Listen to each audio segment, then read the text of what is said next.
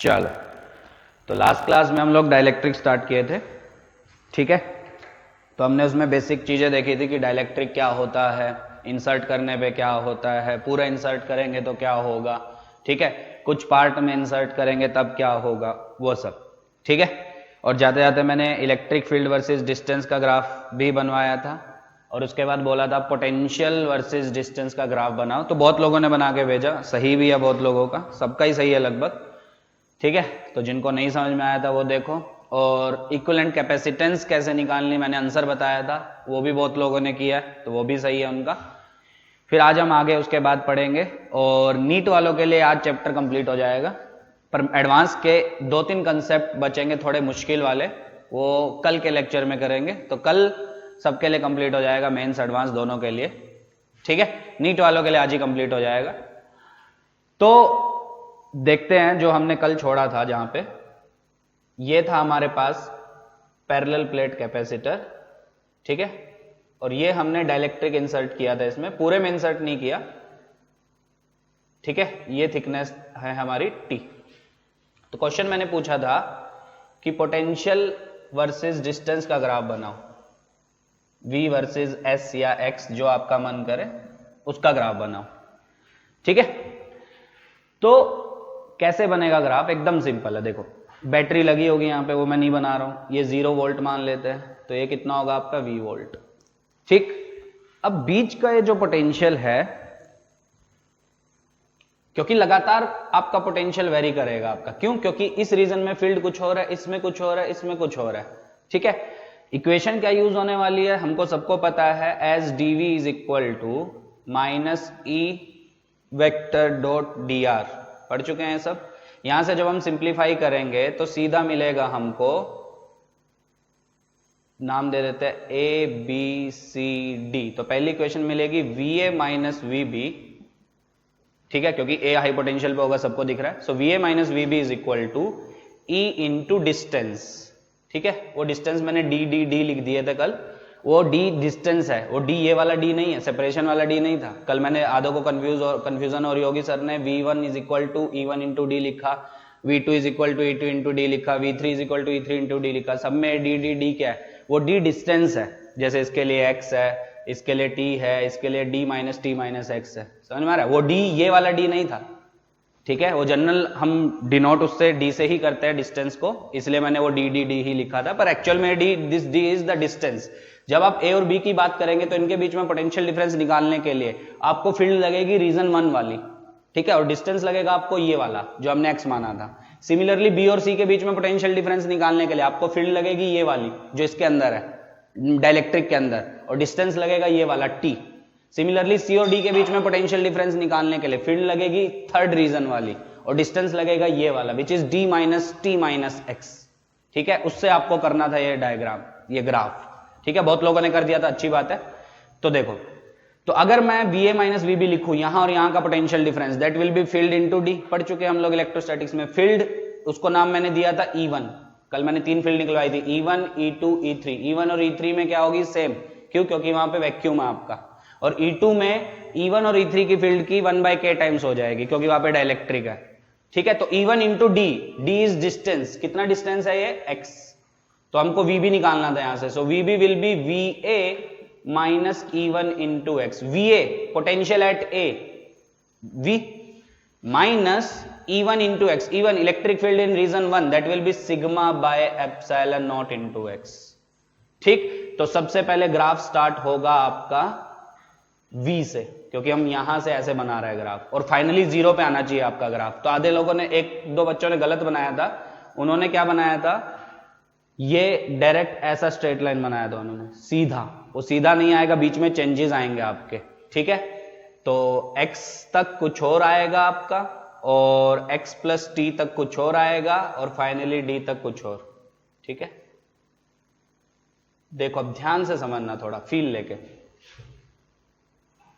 ठीक। देखो, क्योंकि हमारा 0 से लेकर x डिस्टेंस तक, मतलब रीजन 1 की जब मैं बात कर रहा हूं, तो हमारी फील्ड कांस्टेंट है, ठीक। और फील्ड सबको पता है, electric field is given by minus dv by dr, याद है। तो अगर हमारी फील्ड कांस्टेंट है, मतलब वी आर ग्राफ का स्लोप फील्ड देता है आपको, है ना।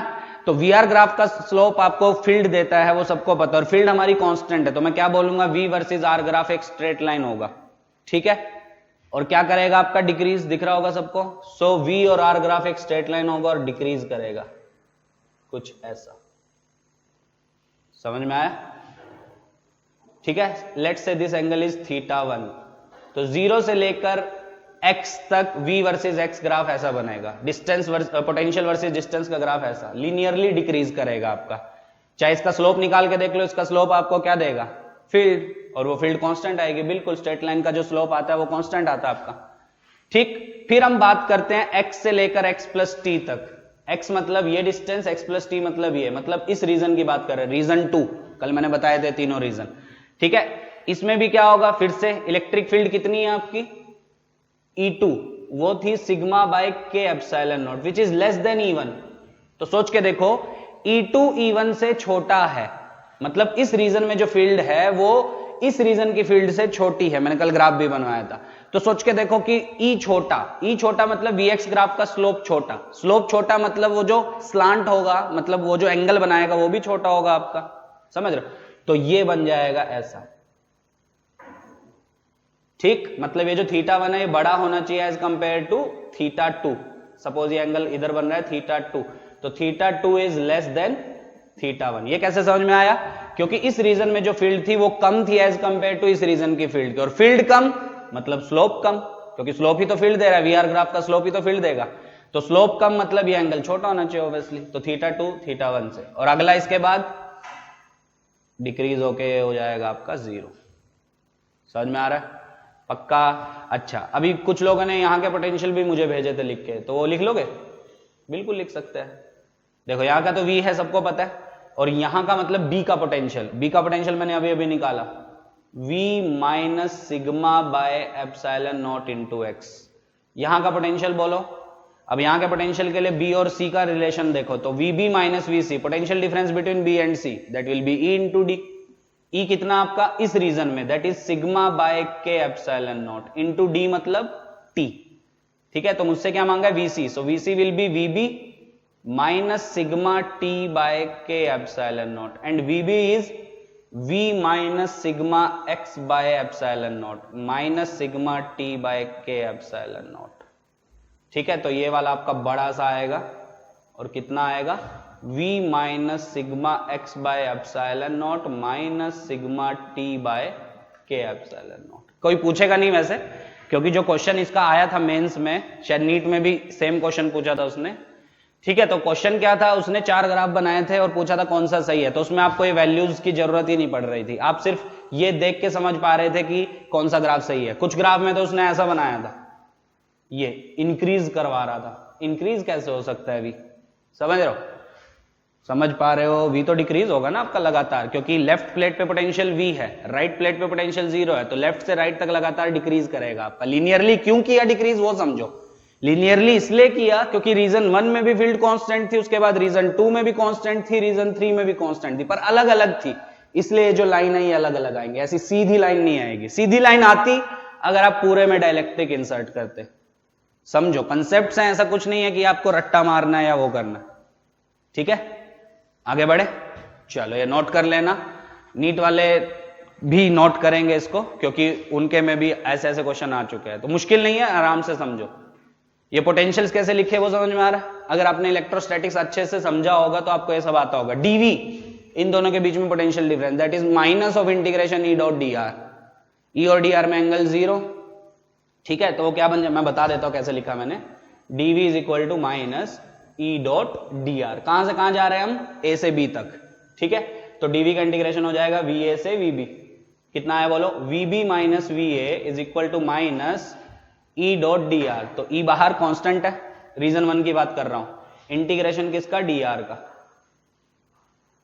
ठीक। डी आर का इंटीग्रेशन बोलो क्या हो जाएगा, 0 से लेके x तक, क्योंकि रीजन 1 में आप घूम रहे हैं, कितना हो जाएगा, V B minus V A is equal to minus E into X, ठीक। उल्टा करो, माइनस साइन यहां ले जाओ, तो V A minus V B is equal to E into X, वही तो किया हमने, ठीक है। और ये सब तो बच्चे वाली चीजें है, सब नहीं आती है तो क्या आता है, इलेक्ट्रोस्टैटिक्स पूरा पढ़ चुके। सिमिलरली बी और सी के लिए लगा दो तो आपको ये इक्वेशन मिल जाएगी, VB minus VC is equal to E2, इसमें फील्ड मल्टीप्लाइड बाय ये टी, इससे आ जाएगी वो। कर लोगे सॉल्व। सिमिलरली सी और डी के लिए लगा दो तो आपको डी तो आपको पहले से ही पता है 0 है। कर लोगे पक्का? चल आगे समझ सबको? चल नेक्स्ट देखते हैं इसका सी इक्विवेलेंट कैसे निकालते हैं। ठीक है, ग्राफ हो गया, अच्छे से ग्राफ अपनी नोटबुक्स में बना लेना सब लोग, फील्ड का और पोटेंशियल का बहुत बार पूछा जा चुका है। अब आगे कैपेसिटेंस कैसे निकालते हैं। ठीक है, देखो ध्यान से। तो ये था हमारा पैरेलल प्लेट कैपेसिटर, इतने रीजन में मैंने डाइलेक्ट्रिक इंसर्ट कर दिया जिसकी थिकनेस कितनी है T। ठीक है, और ये मैंने लिया था X, तो ये कितना बचा था D minus T minus X, क्योंकि प्लेट्स के बीच में सेपरेशन कितनी है D, area of each plate कितना है A। तो मुझे निकालना है इसकी इक्विवेलेंट कैपेसिटेंस। ठीक है, रिजल्ट कल मैंने बता दिया था, डिराइव करने को बोला था, तो जिनको नहीं डिराइव हुआ वो देखो ध्यान से, पर रिजल्ट सबको याद होना चाहिए, डिराइव हुआ हो नहीं हुआ हो, क्योंकि फाइनली कोई डेरिवेशन पूछने नहीं वाला कि आपने कैसे डिराइव किया, पर रिजल्ट बहुत काम आएगा इसका, मतलब बहुत काम आएगा, मेंस नीट सब जगह। ठीक है, बोल देगा D/3 थिकनेस है इसकी, बताओ इक्विवेलेंट कैपेसिटेंस, तो आपको रिजल्ट नहीं पता होगा तो कुछ नहीं कर सकते। ठीक है, पूरे में भर दिया तब कितना आया था KA/0/D, पूरे में वैक्यूम है तब कितना A/0/D, आधे में भरा तब कितना, तो वो जनरल रिजल्ट है आपका। ठीक है, मैं डिराइव करवा रहा हूं, आपको रिजल्ट याद होना चाहिए। चलो, तो सपोज PD, जैसे हम हमेशा करते हैं वैसे ही करेंगे, let PD potential difference between the plates is V। ठीक है, प्लेट्स के बीच में जो पोटेंशियल डिफरेंस है वो V है, और उस V को हम क्या लिखेंगे फाइनली, Q/C इक्विवेलेंट, हमेशा वही तो करते हैं, वहां से C इक्विवेलेंट निकाल लेंगे। ठीक है, Q क्या है सबको पता है, यहां पे प्लस Q, यहां पे माइनस Q।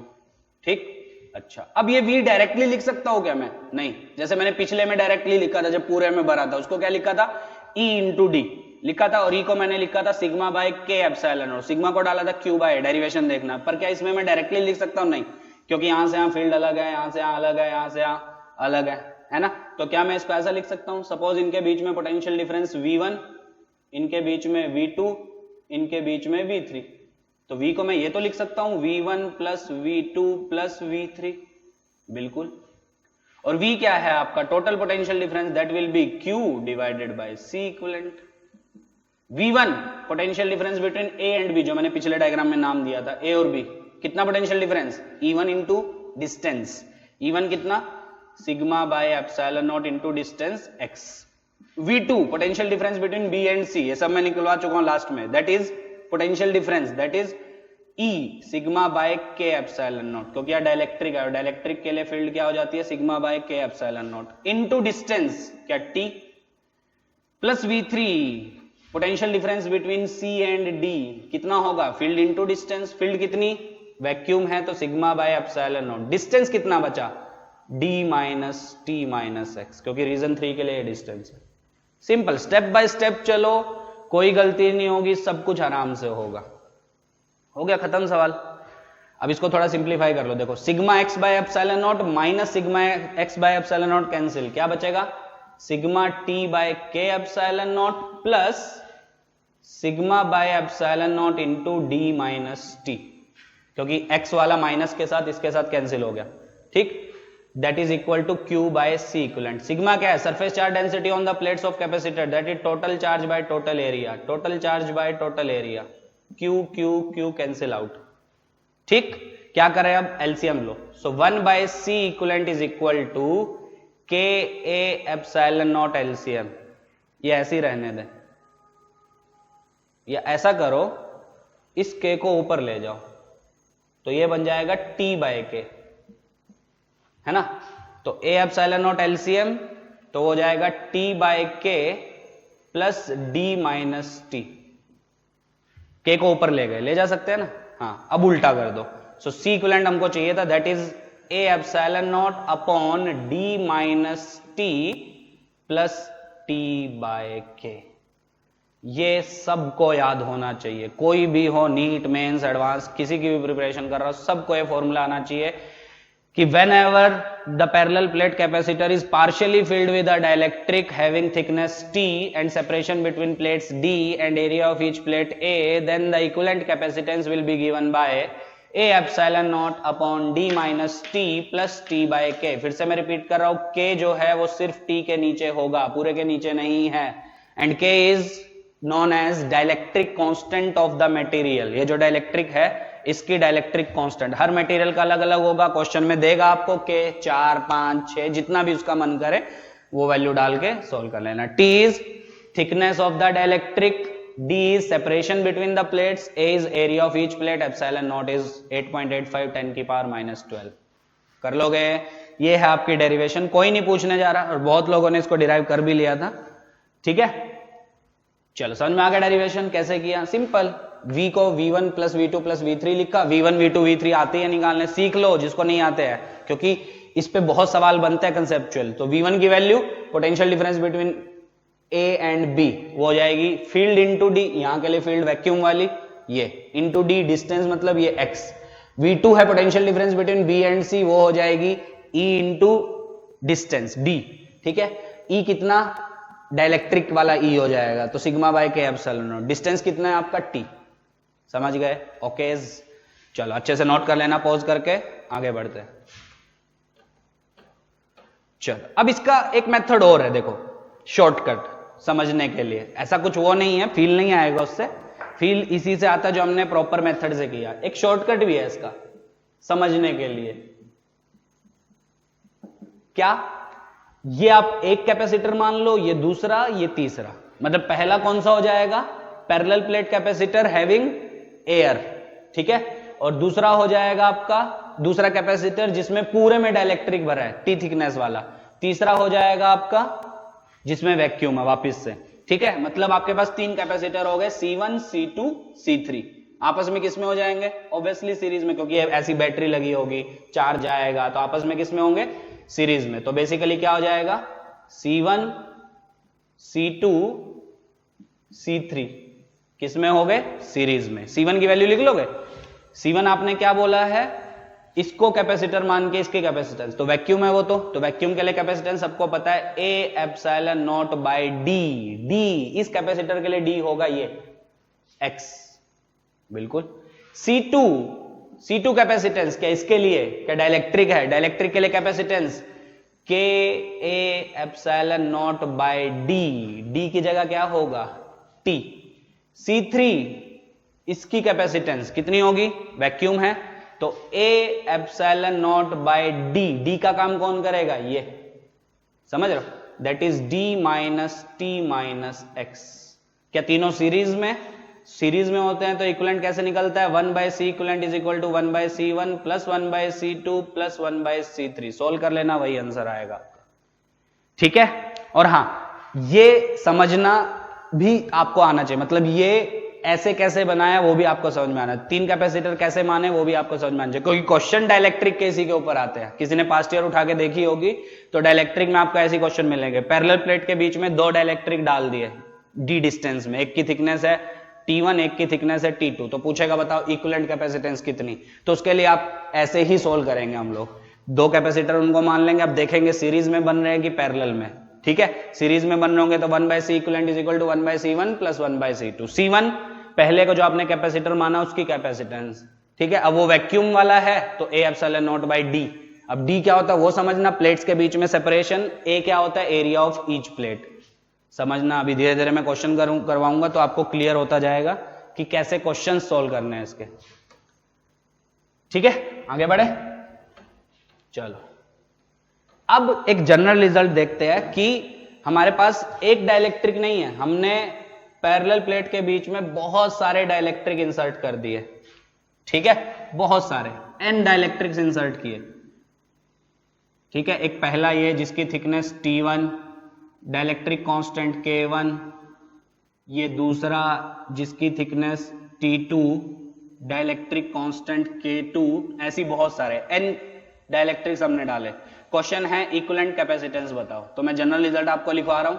आप डिराइव करना चाहो तो किससे करो, V पोटेंशियल डिफरेंस मान लो, that will be V1 plus V2 plus V3 plus V4 plus V5 ऐसे चलता जाएगा।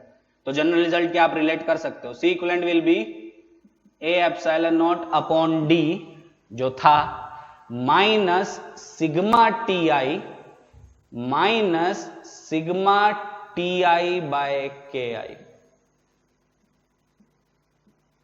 यही तो होगा। जब हमारे पास सिर्फ एक डाइलेक्ट्रिक था बीच में, T थिकनेस वाला, तब कितना रिजल्ट था, सिग्मा TI, एक ही डाइलेक्ट्रिक है ना, तो उसकी थिकनेस वो हो जाएगी T1 minus T1 divided by K1, वही तो आया था हमारा। सही है, पर दो होंगे, अच्छा जैसे दो होंगे तो दो के लिए रिजल्ट क्या बन जाएगा बताना, A epsilon not upon D minus sigma TI। Sigma TI will be पहले की थिकनेस प्लस दूसरे की, जैसे मैंने इसमें दो बनाए, ठीक है, minus sigma TI by KI, वो हो जाएगा T1 by K1 plus T2 by K2। इतना लेंदी वैसे देगा नहीं, पर हाँ दे सकता है, पूछने को कुछ भी पूछ सकता है, ठीक है, मुश्किल थोड़ी ना। तो इक्विवेलेंट कैपेसिटेंस कितनी हो जाएगी आपकी, A epsilon not upon D minus T1 plus T2 minus T1 by K1 plus T2 by K2। तीन होंगे तो T1 plus T2 plus T3, चार होंगे तो T1 plus T2 plus T3 plus T4। समझ रहे हो, ऐसे ही चलता जाएगा आपका। कर लोगे पक्का, अरे बोलो, चल आगे बढ़े। चलो ये है आपका जनरल रिजल्ट, ठीक है। अगर आपके पास ये वाला, अगर आपके पास एन डाइलेक्ट्रिक्स आपने भरे हैं बीच में, तो क्या आंसर आएगा, समझ में आ गया। ए एरिया ऑफ ईच प्लेट दिख रहा है, epsilon not upon D separation between the plates minus sigma TI, sigma TI मतलब सबकी थिकनेस का समेशन, माइनस सिग्मा किसका TI बाय KI, तो T1 by K1 plus T2 by K2 ऐसे चलता जाएगा। कर लोगे, चल आगे बढ़े। चल अब देखते हैं इस पे क्वेश्चंस कैसे आते हैं। अब ध्यान से समझना, क्योंकि क्वेश्चंस आपको दोनों में मिलेंगे, नीट में भी मिलेंगे, मेंस में भी मिलेंगे, दोनों में। तो क्वेश्चंस कैसे आते हैं वो देखो, ध्यान से समझना, फील लेना। ये है आपका पैरेलल प्लेट्स, ठीक, और आपने डाइलेक्ट्रिक्स ऐसे भरे हैं, इतने रीजन में आपने जो डाइलेक्ट्रिक डाला है उसका डाइलेक्ट्रिक कांस्टेंट है सपोज K1, और कितने में डाला है, आधे में, D/2 में, ठीक। और इतने में जो आपने डाला है, ये क्वेश्चन आपको भरपूर मात्रा में मिलेंगे पास्ट ईयर में, उठा के देखना, सब में, नीट मेन सब जगह क्वेश्चन पूछता है इसके। और ये जो दूसरा है इसकी है K2। अब जिसको जनरल मेथड आता है वो जनरल से सोल्व कर सकता है, V मान के, V को V1 प्लस V2 लिख के, फिर वहां से C इक्विवेलेंट। पर क्या हर बार ऐसा करोगे, मान लो उसने 4 दे दिए तो चारों के लिए थोड़ी करते बैठोगे, समझ रहे हो। तो उतना टाइम वेस्ट करने से अच्छा सीधा क्या करो, शॉर्टकट जो मैंने बताया वो लगाओ। क्या, ये एक कैपेसिटेंस, ये एक कैपेसिटेंस, सिंपल। पर हां बहुत लोगों को ये तो समझ में आ जाता है, चलो ठीक है, इसको एक कैपेसिटेंस मान लो, इसको एक कैपेसिटर मान लो, उसकी कैपेसिटेंस वो तो हम लिख ही लेंगे, है ना, क्योंकि इसकी कैपेसिटेंस कितनी लिखोगे, K A epsilon not by D। A क्या A ही रहेगा, क्योंकि A उसने क्वेश्चन में दिया है एरिया ऑफ ईच प्लेट, है ना। तो जब आप इसको एक कैपेसिटर मान रहे हो, क्या इसका एरिया A ही रहेगा, बिल्कुल। पर जो D होगा, जो नीचे डिनोमिनेटर में D आता है, वो D नहीं होगा, वो होगा आपका D/2, समझ रहे हो। और कभी कभी एरिया भी आपका आधा हो जाएगा, वो भी मैं क्वेश्चंस कराऊंगा, हर तरह के क्वेश्चन मैं आपको बताऊंगा, पर क्वेश्चन आते हैं, इसके ध्यान देना, समझ रहे हो। अब जिसको जनरल मेथड से करना है वो जनरल से करो, पर मैं बोल रहा हूं कि कोई जनरल से नहीं करेगा, क्योंकि वहां इतना टाइम नहीं है हमारे पास कि हम जनरल मेथड से सोल्व करें। जनरल से तो आएगा ही, प्लेट्स के बीच में पोटेंशियल डिफरेंस V मान लो, उसको Q/C इक्विवेलेंट लिख देना, V को लिख दोगे V1 प्लस V2, V1 पता ही आपको E into D, V2 E into distance मतलब D/2, वो डाल के सोल्व कर लेना। पर हर बार वो, चलो इस केस में वो थोड़ा सा आसान हो जाएगा, थोड़ा लेंदी नहीं पड़ेगा, पर जब आपको 4 डाइलेक्ट्रिक्स भर देगा, ऐसे ऊपर वाले में आधा, नीचे वाले में आधा, फिर एक ये ऐसे 3 भर देगा, तब आपके लिए थोड़ा मुश्किल हो जाएगा, समझ रहे हो, ठीक है। तो जनरल से करने की जरूरत नहीं है, इसको आप शॉर्टकट मेथड से करो। कैसे शॉर्टकट मेथड, ध्यान से अब सुनना। इसको मैंने बोल दिया एक कैपेसिटर, इसको मैंने बोल दिया दूसरा कैपेसिटर, सिंपल। तो मतलब ये कुछ ऐसा होगा। और ये बैटरी है, फील लो, इक्विवेलेंट किसके बीच में उसने पूछा है, ए और बी के बीच में, तो ऑब्वियसली ये बैटरी है आपकी, ऐसा है, समझ रहे हो। चलो अब शॉर्टकट क्या है कि उसको बोल दिया मैंने पहला कैपेसिटर C1 इसको, और अगले वाले को बोल दिया दूसरा कैपेसिटर C2। अब सवाल बस इतना उठता है कि ये दोनों आपस में सीरीज में या पैरेलल में। ठीक है, अगर आपको डिटेल में सर्किट थ्योरी आती है, आपने पूरा चैप्टर अच्छे से पढ़ा है, तो ये सब आपके लिए बच्चों वाली चीजें होंगी कि ये सीरीज में है या पैरेलल में है। ठीक है, तो किस में है ये, ऑब्वियसली सीरीज में है। पैरेलल में दिख रहा है क्या, सीरीज में होंगे। कैसे, अब आधे लोगों को ये भी डिसाइड नहीं करना आता कि ये सीरीज में है कि पैरेलल में। ठीक है, अब कैसे सीरीज पैरेलल डिसाइड करेंगे, तो अगर आपने ध्यान से एक चीज देखी होगी, तो ये जो पहला कैपेसिटर था इसकी एक प्लेट पॉजिटिव से कनेक्ट है, और जो दूसरा था उसकी ये वाली प्लेट जो है वो नेगेटिव से कनेक्ट है। ऐसा कभी भी पैरेलल में नहीं हो सकता। अगर आप दोनों को पैरेलल में ले लेते तो आपको एक चीज दिखती और आपको खुद ही अपनी गलती समझ में आ जाती। क्या, दोनों की लेफ्ट प्लेट पॉजिटिव टर्मिनल से कनेक्ट हो गई और दोनों की राइट प्लेट नेगेटिव टर्मिनल से कनेक्ट हो गई। ये गलत है ना, कहां है ऐसा, यहां पे इसकी लेफ्ट प्लेट है पॉजिटिव से और सेकंड कैपेसिटर की राइट प्लेट है नेगेटिव से। क्या वो यहां पे दिखेगा आपको, ये तो गलत हो गया, समझ में आ गया। यहां पे सही दिख रहा है क्या, चेक कर लेते हैं। ये बैटरी होगी V वोल्ट की, देखो पहले कैपेसिटर की लेफ्ट प्लेट पॉजिटिव से, सेकंड कैपेसिटर की राइट प्लेट नेगेटिव से। तो समझ में आ गया सीरीज या पैरेलल, बिल्कुल।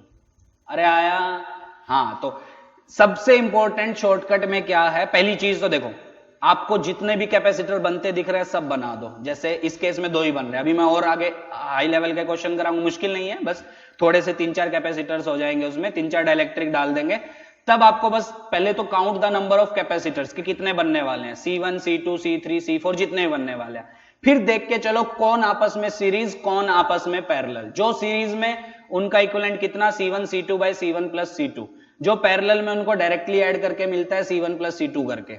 समझ में आ रहा है। और हर एक की कैपेसिटेंस कितनी लिखोगे, अगर वैक्यूम है सिर्फ तो A epsilon not by D, पर अगर डाइलेक्ट्रिक डाला हुआ है तो K A epsilon not by D। D क्या है आपकी, उस कैपेसिटर की प्लेट्स के बीच में सेपरेशन, जो कैपेसिटर आपने बनाया है। पर एक्चुअल में क्वेश्चन में तो D ये देगा ना वो टोटल, और एरिया हर एक प्लेट का A इस प्लेट का एरिया देगा वो। तो D से आप ये बोल सकते हैं ये D/2 होगा। तो जब आप इसकी कैपेसिटेंस लिखेंगे that will B K into area, वो A ही रहेगा। अगर आपने ध्यान से देखा होगा इंसर्ट कैसे किया, into epsilon not upon D, D की जगह हो जाएगा आपका D/2। सिमिलरली इसकी कैपेसिटेंस क्या लिखोगे, K2 into A into epsilon not upon D, और D की जगह हो जाएगा D/2। कर लोगे, जनरल मेथड से करना, वही आएगा आंसर। अब क्या ये इसके इक्विवेलेंट है, बिल्कुल। अब इसमें आपको C1 की वैल्यू लिखनी आनी चाहिए। C1 मतलब ये जो कैपेसिटर आपने माना है ये वाला, इसकी कैपेसिटेंस क्या डाइलेक्ट्रिक है, और डाइलेक्ट्रिक के केस में कैपेसिटेंस कितनी होती है, K, which is K1 A, area A दिख रहा है सबको।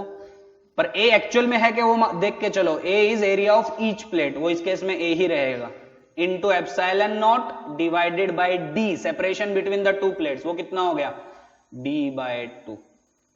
सिमिलरली C2 इज इसकी कैपेसिटेंस। नीट वाले लोग स्पेशली समझो, मेंस वाले भी, क्योंकि क्वेश्चन डायरेक्टली पूछता है इसके। तो C2 की वैल्यू बोलो, K क्योंकि डाइलेक्ट्रिक भरा है, इंटू A, वो A ही रहेगा, दिख रहा है सबको, into epsilon not upon D, D की जगह D/2। अब आगे कर लोगे, आगे मैं नहीं बता रहा हूं। अब ये दोनों आपस में किस में, सीरीज की पैरेलल, सीरीज में। सीरीज पैरेलल आपको डिसाइड करना आ जाएगा, खुद से कर लेना। तो C इक्विवेलेंट कितना हो जाएगा बोलो, that will be C1 C2 upon C1 plus C2, या 1/C equivalent is equal to 1, value डाल दो, आंसर आ जाएगा। कर लोगे, अरे बोलो, इसको पूरा कंप्लीट करना, ठीक है। चलो आगे बढ़े। चलो अब कभी कभी वो चालाकी करता है थोड़ी, ध्यान से समझना। आपको दिखने में सेम लगेगा, जो मैं क्वेश्चन अभी करवाऊंगा इस जैसा ही लगेगा, पर एक्चुअल में वो ऐसा नहीं है। कैसे, अब वो पैरेलल प्लेट कैपेसिटर ऐसे बनाता है, समझो समझो समझो। और सेपरेशन बिटवीन द प्लेट्स मतलब ये D होगा, और हर एक प्लेट का एरिया कितना, A, ठीक। ये है आपका A पॉइंट, ये है आपका B, मतलब बैटरी इन दोनों के बीच में ऐसी लगी होगी, ठीक। अब डाइलेक्ट्रिक देखना कैसे डाला है उसने, आधे में डाला है उसने K1 वाला, ठीक, और आधे में डाला है उसने K2 वाला।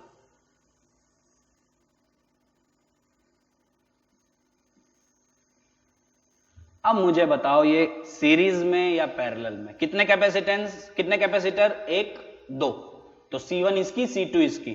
C1 बोलो पहले तो कितना लिखोगे, C1 मतलब ये इसकी capacitance that will B K, क्योंकि डाइलेक्ट्रिक भरा है तो K1। अब A कितना होगा, ध्यान से देखा करो, A कितना होगा, अब A होगा, अगर पूरे प्लेट का एरिया A दिया है हमको, तो इस कैपेसिटर का जब आप एरिया लिखोगे उसमें तो दैट विल बी A/2। देखो ध्यान से समझो, into epsilon not upon D plates के बीच में सेपरेशन, वो कितना रहेगा आपका, वो डी रहेगा या चेंज होगा, बोलो, डी ही रहेगा, that will B D. Similarly C2 इसकी capacitance that will B K2 into area which will be A/2 into epsilon not upon D. अरे आया, थोड़ा फील लो, समझ में आएगा। अब ये आपस में किसमें, सीरीज में कि पैरेलल में, सीरीज में या पैरेलल में, ये होंगे इस बार पैरेलल में। अब सोच के देखो, बैटरी आपकी कुछ ऐसी लगी है,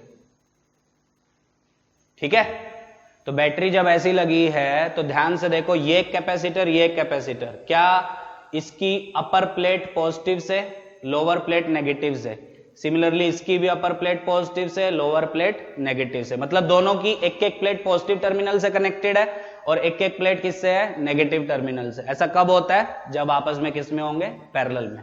तो इस केस में C इक्विवेलेंट कितना आ जाएगा, so C equivalent will be directly given by C1 plus C2, डाल दो वैल्यू, तो वो हो जाएगा A epsilon not by 2D into K1 plus K2।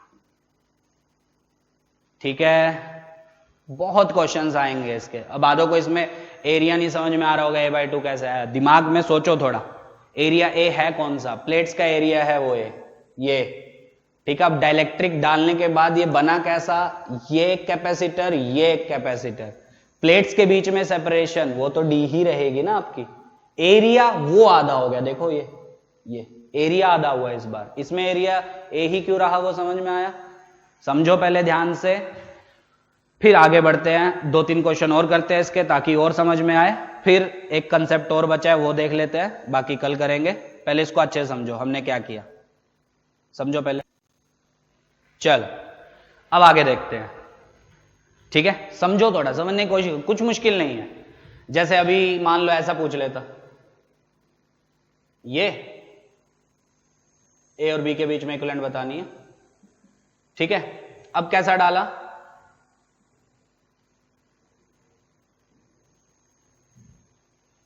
ये एक,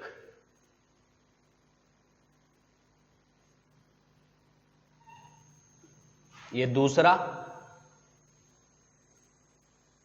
और नीचे वाले में ये।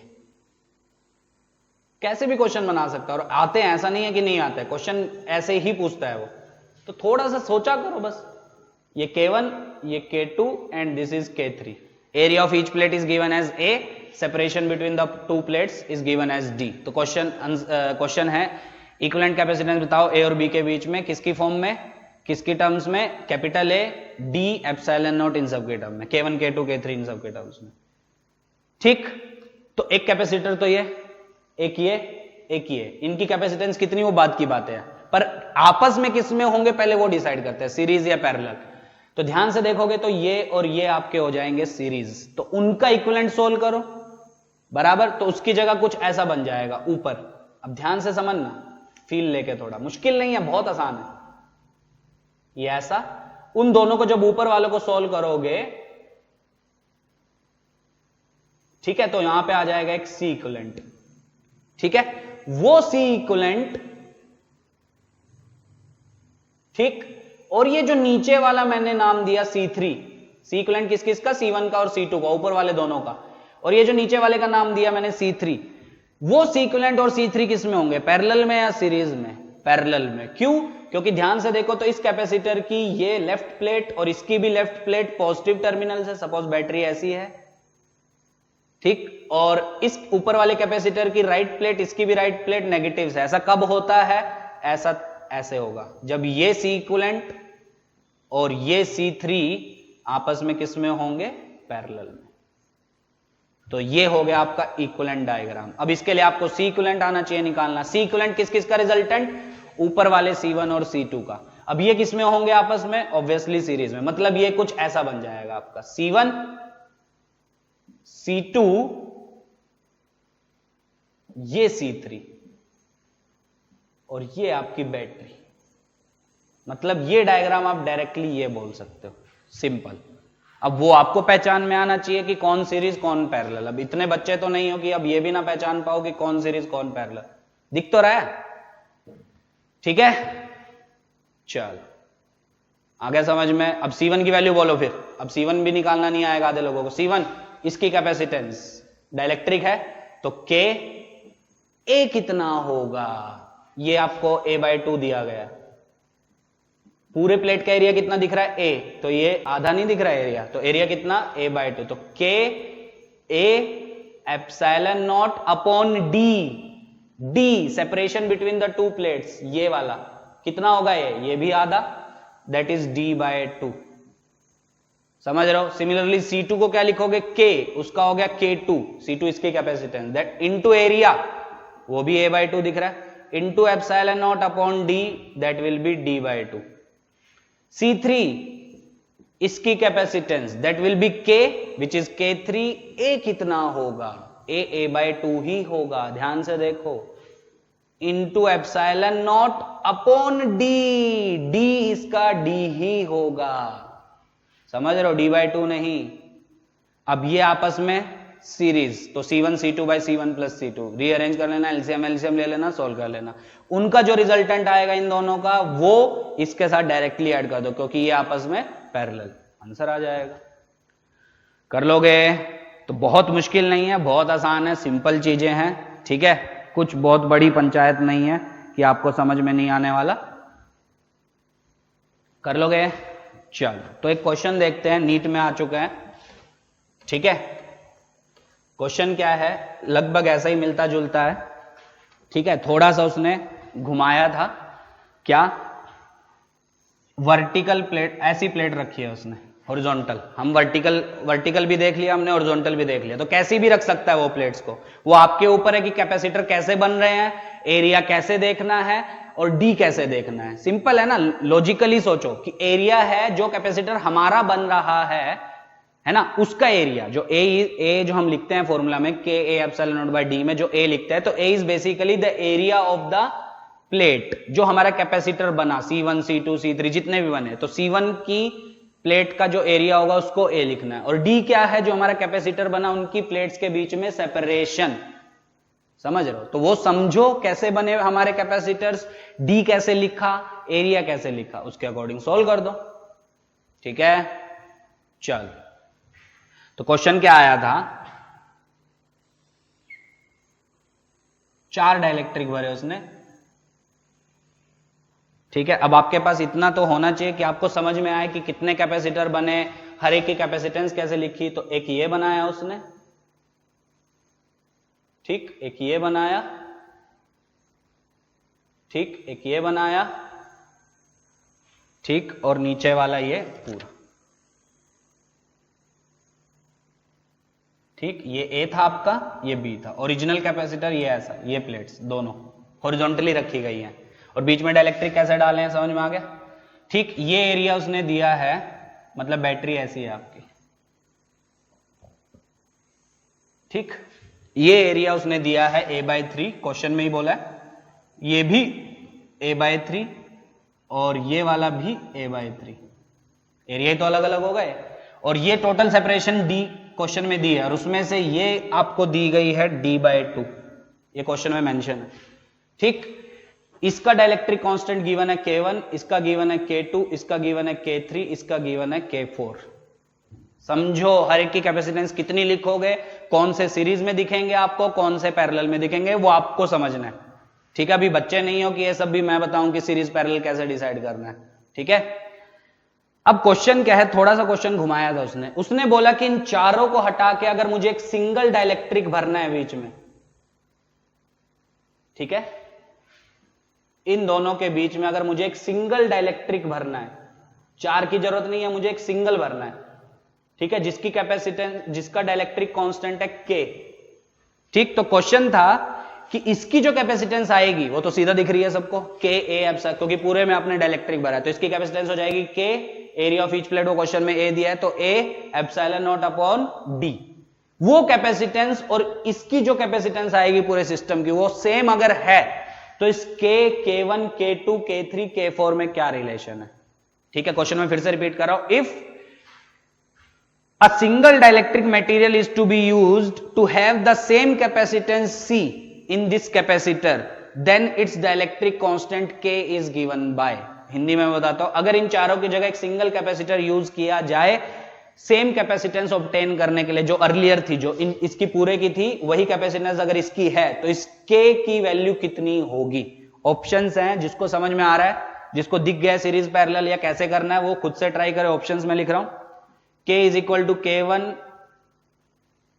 Plus K2 plus K3 plus 3K4, K is equal to 2/3 K1 K2 K3 2K4, 2/K is equal to 3/K1 K2 K3 plus 1/K4 and finally 1/K is equal to 1/K1। आसान है, मुश्किल नहीं है, बस ऑप्शन थोड़े अजीब दिखेंगे आपको, पर मुश्किल नहीं है बिल्कुल भी। ठीक है, चलो सोचो समझो, प्लेट्स कैसी रखी, कैपेसिटर्स कैसे बनेंगे, कौन से सीरीज कौन से पैरेलल, बस देख के चलो करो बैटरी कैसी लगी है, वो क्वेश्चन में आपको देगा पॉइंट्स ए और बी, तो बैटरी जैसी लगी उसके हिसाब से डिसाइड कर लो कौन सीरीज कौन पैरेलल। इतने तो बच्चे नहीं हो तुम लोग यार।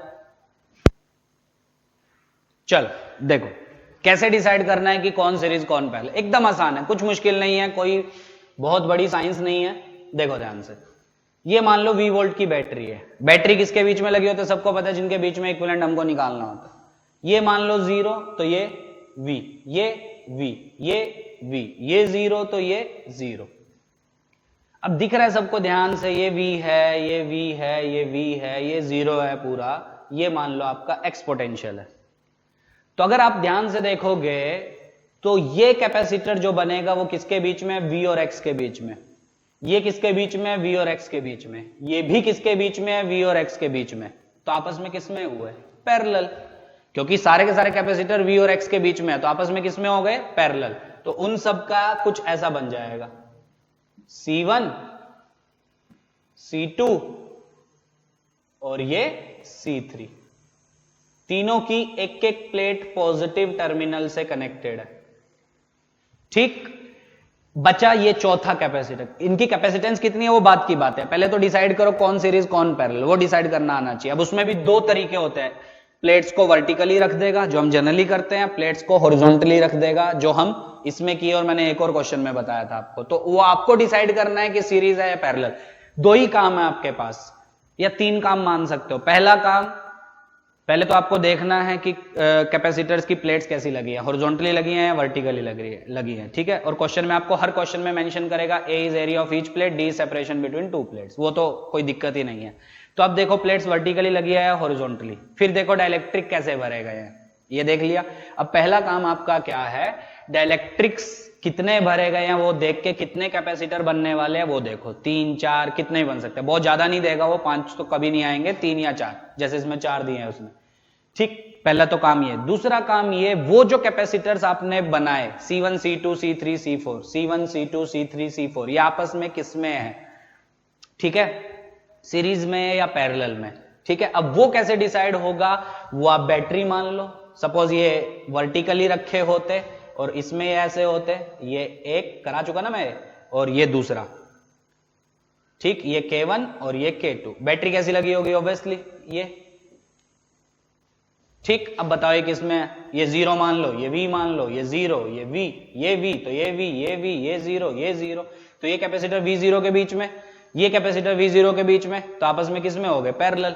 तो ये इक्विवेलेंट हो जाएगा इसके C1 C2, ठीक, और ये आपकी बैटरी V वोल्ट की, नीचे तक का दिख रहा है, हाँ जस्ट विजिबल है, तो खत्म कहानी। चेक करना है तो कर लो, दोनों की एक एक प्लेट पॉजिटिव टर्मिनल से कनेक्ट है, बिल्कुल, दोनों की एक एक प्लेट नेगेटिव से। अब ये भी डिसाइड नहीं कर पाओगे तो कैसे काम चलेगा, सीरीज पैरेलल भी डिसाइड नहीं कर पाओगे तो कैसे चलेगा।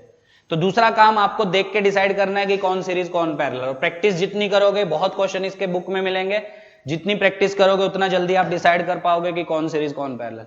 डिसाइड किया, तीसरा और आखिरी काम, हर एक कैपेसिटेंस की वैल्यू लिखनी, और वो वैल्यू कितनी होगी, वो डाइलेक्ट्रिक जो उस कैपेसिटर में आया, जैसे इसमें कौन सा डाइलेक्ट्रिक आया, K1 वाला, तो K into A into epsilon not divided by D, यही तो होता है। तो K हो जाएगा K1 A। अब ए है, क्या है, वो क्या है, देखो प्लेट्स के लिए एरिया, वो क्वेश्चन में दिया था A/3, तो A हो जाएगा A/3, एप्सिलॉन नॉट तो epsilon not, D separation between two plates, क्या वो ये, अब वो कितनी है, D/2, सिंपल, एकदम सिंपल चीज है। सिमिलरली C2, उसकी कैपेसिटेंस लिखो, C3 लिखो, C4 लिखो, अब उसमें एरिया C4 वाले में कौन सा आएगा वो समझो, D कौन सा आएगा वो समझो, वो आपके ऊपर है। ठीक है, चलो, तो क्या ये ऐसा हो जाएगा। अब इन तीनों का जो इक्विवेलेंट आएगा वो और ये क्या सीरीज होंगे, बिल्कुल, कैसे, देखो, और मैं और सिंप्लीफाई कर रहा हूं, उन ऊपर के जो तीनों का C इक्विवेलेंट आएगा, ठीक है, वो नीचे वाला ये जो हमने डाला K4, जिसको हमने नाम दिया कैपेसिटर C4, ठीक, और ये बैटरी लगी हुई है आपकी, तो ये 0, ये V, ये X, तो ये वाला किसके बीच में, V और X, ये वाला X और 0, तो आपस में किसमें हो गए, सीरीज, मतलब ये ऐसा C4, ये हो गया आपका इक्विवेलेंट। अब चेक करना है, तो देखो तीनों की एक एक प्लेट पॉजिटिव टर्मिनल से कनेक्टेड है, तीनों की एक एक प्लेट पॉजिटिव टर्मिनल से कनेक्टेड है, इसकी एक प्लेट 0 वाले से, मतलब नेगेटिव से कनेक्टेड है, एक प्लेट नेगेटिव से कनेक्टेड है, बिल्कुल, और तीनों की जो प्लेट्स है वो चौथे कैपेसिटर से भी कनेक्टेड है, तो तीनों की जो प्लेट है ये चौथे से भी कनेक्टेड, खत्म कहानी। कर लोगे अब आगे, अभी भी काम खत्म नहीं हुआ प्यारे, अभी आपको क्या लिखना है, C1 C2 C3 C4 की वैल्यू, तो C1 इसकी कैपेसिटेंस बोलो फटाफट, that will be K1 A/3 epsilon not upon D, D will be D/2, ठीक है, कितना हो जाएगा, 2K1 A epsilon not by 3D। Similarly C2, उसका भी एरिया A/3 और D की जगह आ जाएगा D/2, क्या सेम आएगा, बस K2 आ जाएगा, और C3 में K3, तो C इक्विवेलेंट उन तीनों का कितना, C1 plus C2 plus C3, क्योंकि आपस में पैरेलल, क्या क्या कॉमन आएगा, 2A epsilon not by 3D common, अंदर आएगा K1 plus K2 plus K3, वो C इक्विवेलेंट इस C4 के साथ सीरीज, तो फाइनली सीरीज का रिजल्ट, तो 1/C overall capacitance, that will be equal to 1/C equivalent इन तीनों की प्लस 1/C4, क्योंकि ये तीनों और ये आपस में सीरीज, अब वैल्यू डाल दो, सो 1/C, C is overall capacitance, that will B 1/C equivalent, ये आ गई 2A epsilon not K1 plus K2 plus K3 divided by 3D, आया समझ, प्लस 1/C4, अब मेरे को C4 भी लिखना पड़ेगा, अब C4 कितनी है, इसकी कैपेसिटेंस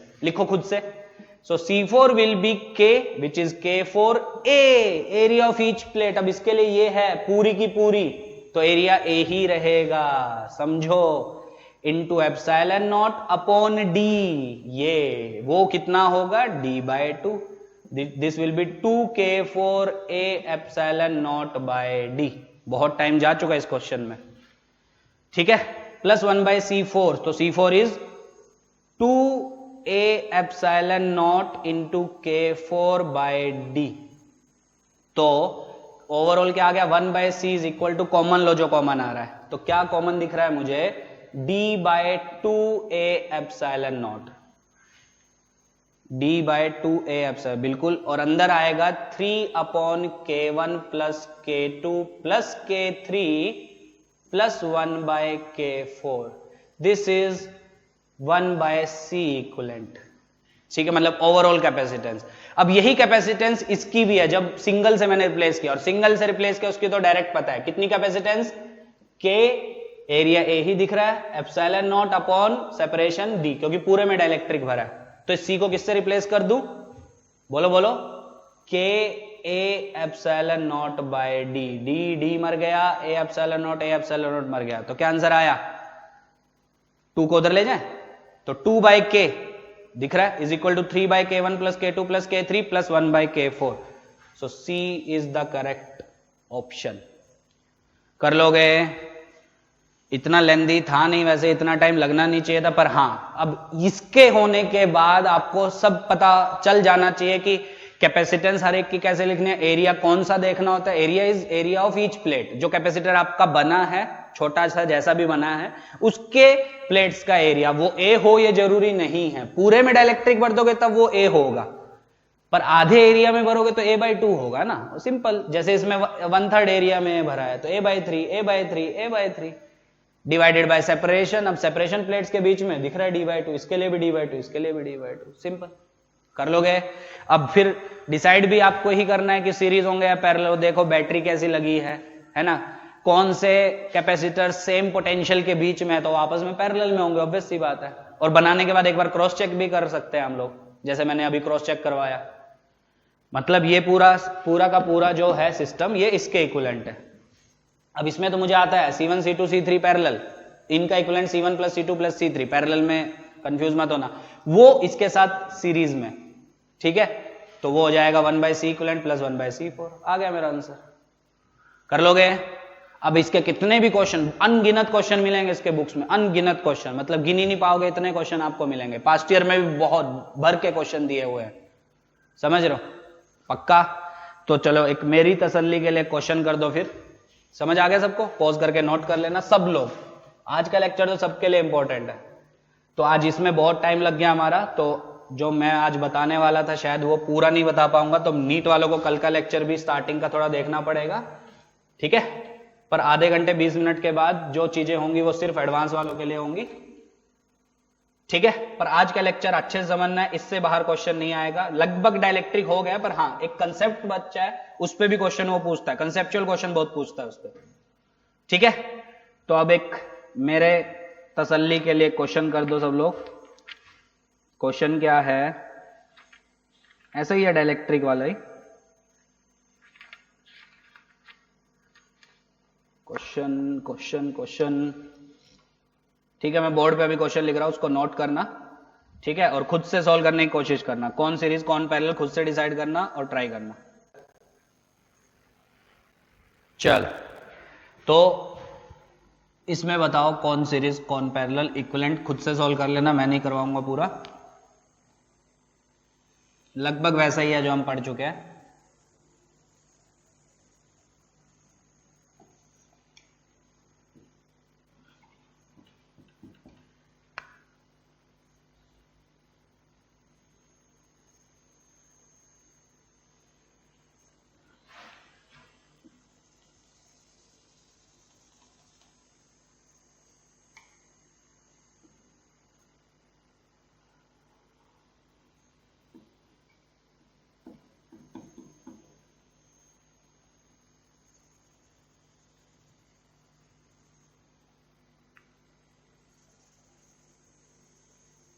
थोड़ा अजीब आएगा, ठीक है, पर कर लेना। ये है आपका K1, ये है K2, ये है K3, ये है K4, ये एरिया a/4, ये a/4, ये a/2, ये सेपरेशन D, ऑब्वियसली ये वाली d/2, तो ये वाली भी d/2। कर लोगे solve? K1 K2 K3 K4 D A epsilon not, इनके टर्म में इक्विवेलेंट कैपेसिटेंस बताओ किसके बीच में वो दिया हुआ, ठीक है। बट अभी हॉरिजॉन्टली रखी है प्लेट, ध्यान देना, ठीक। डायलेक्ट्रिक कैसे भरा वो देखो ध्यान से और सॉल्व करो। कर लोगे? चल, ठीक है। तो ये इसमें से क्वेश्चन आता ही आता है आपका, ठीक है। चलो नेक्स्ट आगे देखते हैं कंसेप्ट। इस पे बहुत बार क्वेश्चन पूछ चुका है, एडवांस में, मेंस में, नीट में, सब में, ठीक है, सब में। तो सबको ये अच्छे से समझना है, और कंसेप्ट है सिर्फ, न्यूमेरिकल नहीं है इस पे कुछ भी, ठीक है। इंसर्शन ऑफ डाइलेक्ट्रिक, इसमें दो पार्ट आते हैं, आज एक ही हो पाएगा, दूसरा कल करेंगे।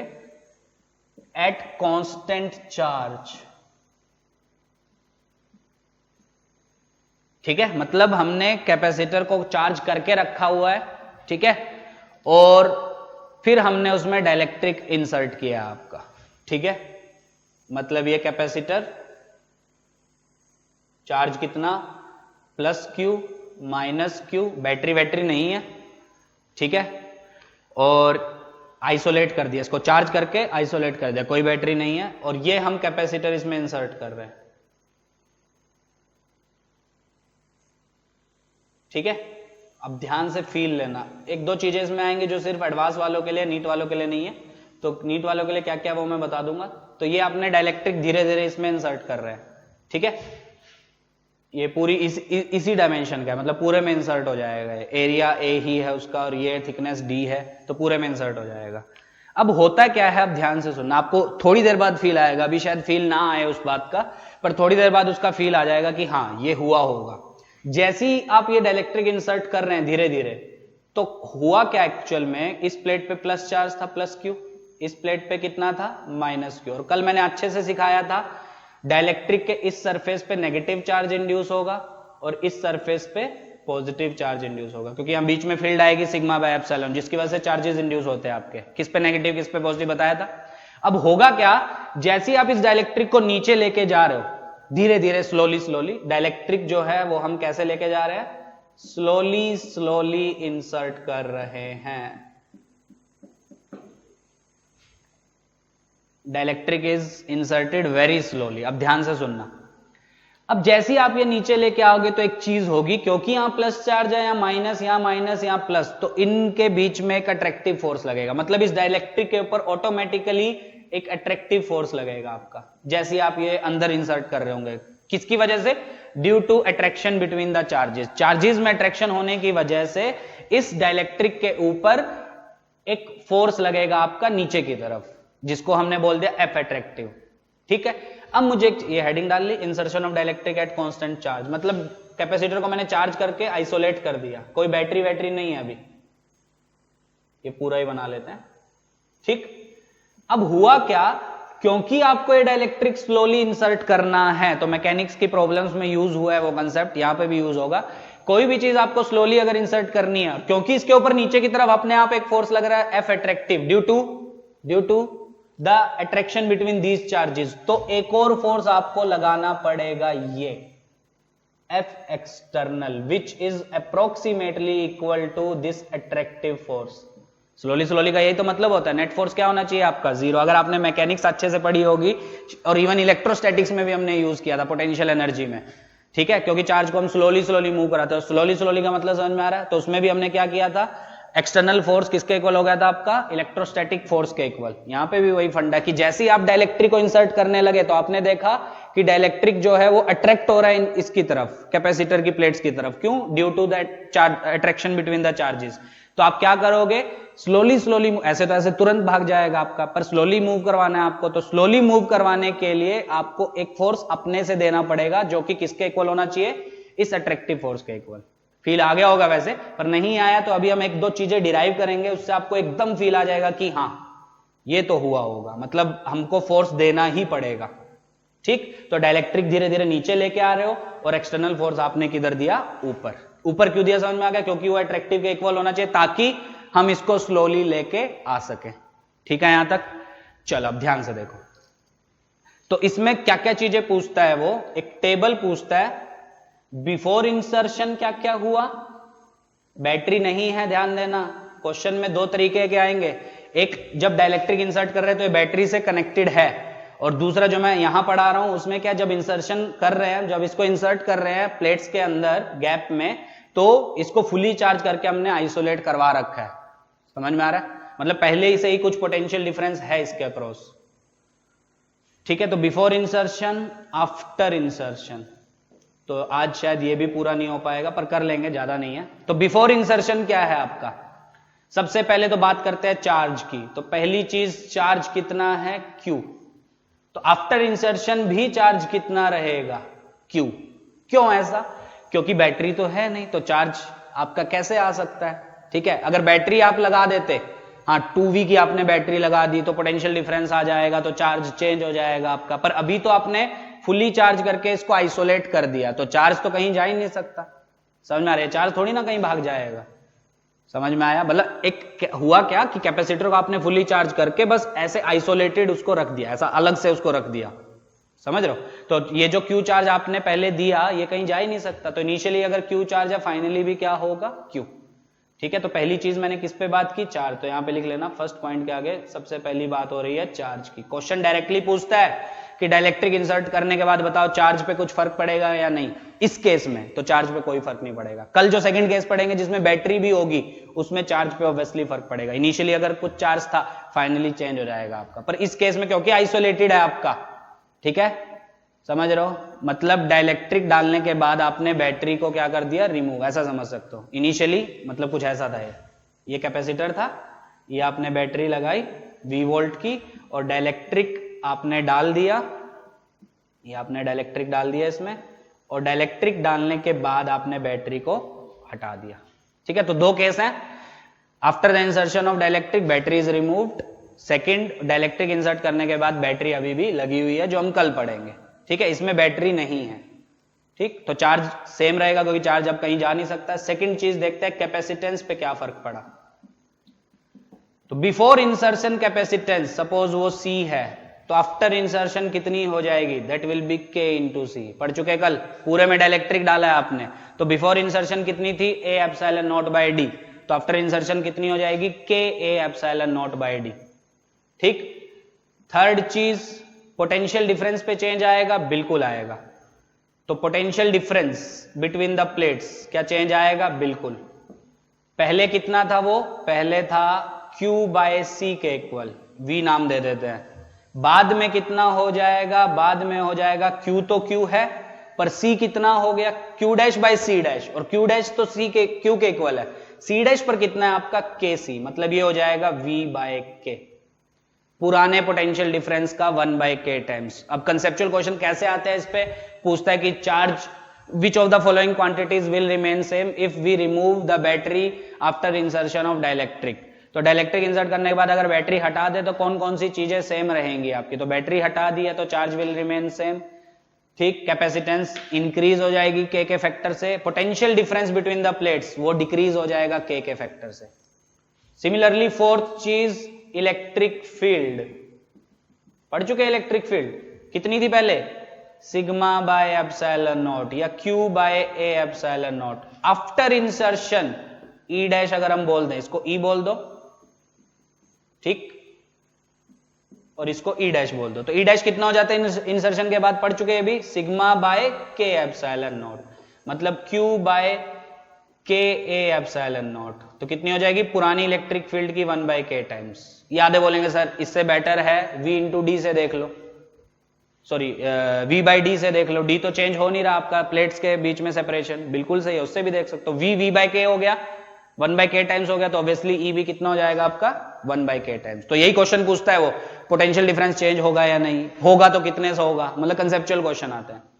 ठीक, फिफ्थ देखते हैं एनर्जी स्टोर्ड। एनर्जी स्टोर्ड, तो इनिशियल एनर्जी स्टोर्ड कितनी, obviously Q square by 2C, U नाम दे देते हैं, और after the insertion of dielectric final energy stored कितनी, U डैश नाम दे देते हैं, वो कितनी हो जाएगी Q डैश का स्क्वायर बाय 2C डैश, और Q डैश तो Q के इक्वल ही है क्योंकि बैटरी आपने हटा दी, आइसोलेटेड है, चार्ज पे कोई फर्क नहीं पड़ेगा, so that will be Q square by 2C dash, और C डैश तो आपका चेंज हो गया, कितना हो गया KC। तो ये हो गया पुरानी energy stored divided by K, क्योंकि पुरानी कितनी थी Q स्क्वायर बाय 2C, तो U बाय K कर लोगे। तो एनर्जी का लॉस हुआ कि गेन हुआ, बिल्कुल लॉस हुआ क्योंकि K के फैक्टर से डिक्रीज हो गई। अब आपको समझ में आया ये एनर्जी का लॉस गया कहां, रजिस्टर थोड़ी ना कि एनर्जी का लॉस चलो ठीक है उसमें चला गया।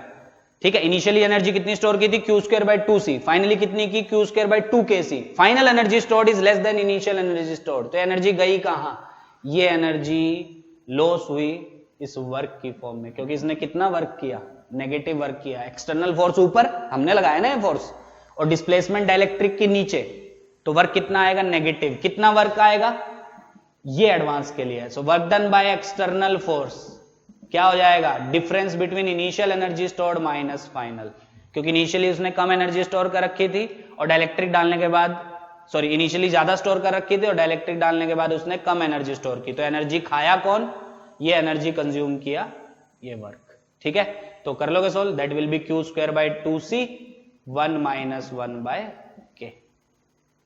ठीक है, सॉरी उल्टा आएगा, फाइनल माइनस इनिशियल आएगा आपका, तो नेगेटिव ले लेना इसको, क्योंकि वर्क डन नेगेटिव आएगा ना आपका, तो ये तो that will be Q square by 2c 1 by k minus 1। ठीक है, तो ये सारी चीजें टेबल बना लो, अच्छे से नोट कर लो, कोई भी डाउट हो तो उसको पूछो। वर्क डन नेगेटिव क्यों आया समझ में आ गया, क्योंकि ये जो एनर्जी का लॉस आया फाइनली कम आई है इनिशियल से, तो ये जो लॉस आया है यही हमारा वर्क परफॉर्म किया है एक्सटर्नल ने, और ये लॉस हुआ है तो नेगेटिव वैल्यू आएगी आपकी, सही है, फाइनल माइनस इनिशियल, तो ये आंसर आपका नेगेटिव, क्योंकि 1 माइनस के आएगा और के इज ग्रेटर देन 1, तो ये नेगेटिव आ जाएगा। कर लोगे? तो कल हम पढ़ेंगे कि बैटरी लगी हुई है, डाइलेक्ट्रिक आपने डाला पर बैटरी अभी भी लगी हुई है, अभी बैटरी हटी हुई है, इसलिए चार्ज विल रिमेन सेम, पर कल जो पढ़ेंगे उसमें बैटरी हटाएंगे हम लोग। ठीक है, तो वो कैसे करना है वो कल देखेंगे। तो यहां तक अच्छे से पढ़ो, आज का लेक्चर बहुत इंपॉर्टेंट है। ठीक है, और मान के चलो इसी से क्वेश्चन आता जो आज मैंने पढ़ाया। ठीक है, बाकी कल पढ़ेंगे। चलो।